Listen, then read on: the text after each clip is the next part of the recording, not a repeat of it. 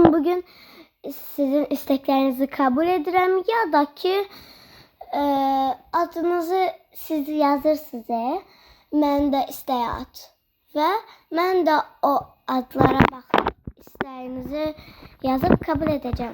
Tamam, öp beni, sev beni, senle aşka. So, birinci bu. Yazıram. Yunusu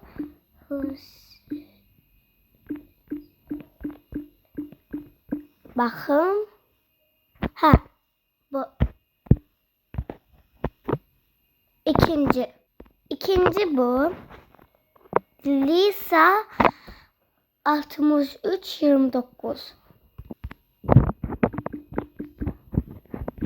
6329.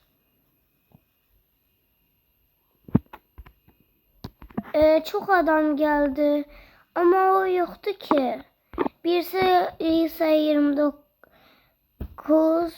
29 32 ne bileyim gelmedi.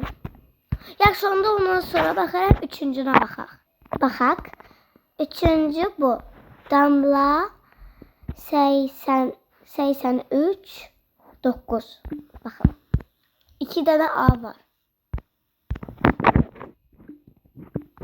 Ya da yok. Yerini səhv. 83 9. En birinci çıktı ve bu da düzdü. Bir arkadaşı var.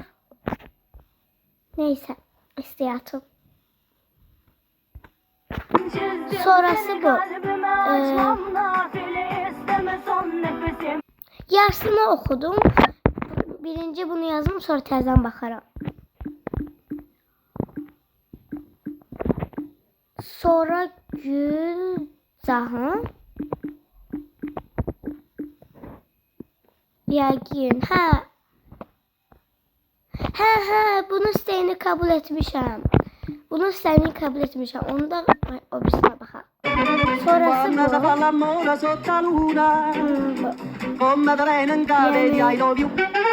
Kebab ne bileyim neçələr.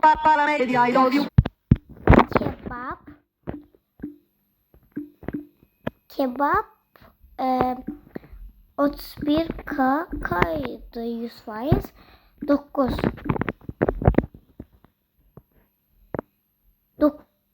9 1 tır. Ha budur. Kullanıcı adı. Sonrası bu. Zeliha Zeliha 83 64 83 64. Sonra Zeliha 83 64. Budur. Şirindi. Neyse. Bakın. Avatarı neyse. Sonrası bu. Ne olur beni de kabul et.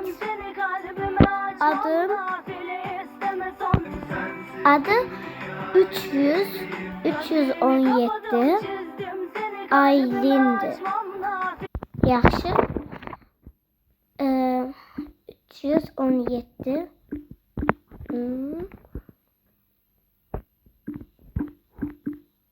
Aylin'di. Baxın.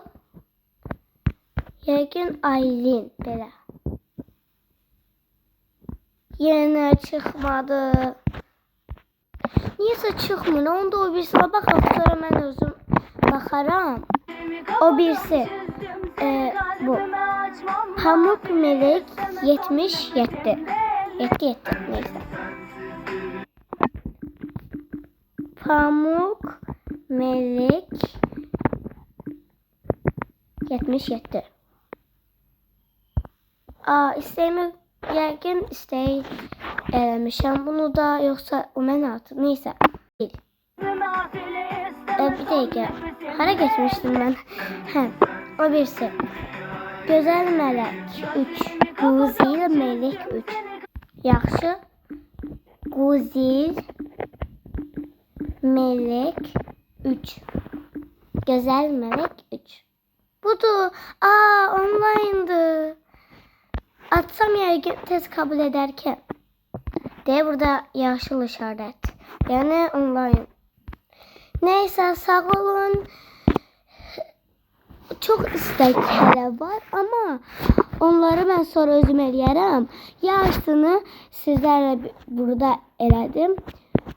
Yorumlara yazın ki sizi burada var adınız. Sağ olun. Like atmayı unutmayın. Abone olmayı da.